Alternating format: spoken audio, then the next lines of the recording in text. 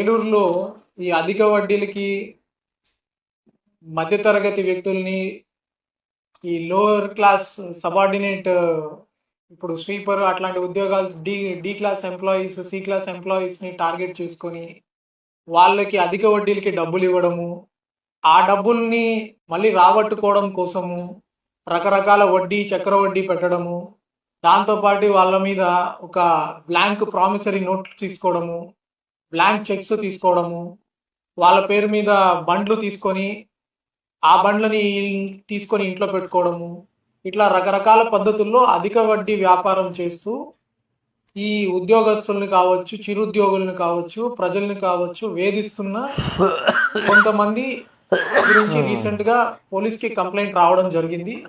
దానికి సంబంధించి ఆల్రెడీ వీళ్ళ గ్యాంగ్ లో ఉన్న ఇద్దరు వ్యక్తుల్ని అరెస్ట్ చేయడం జరిగింది.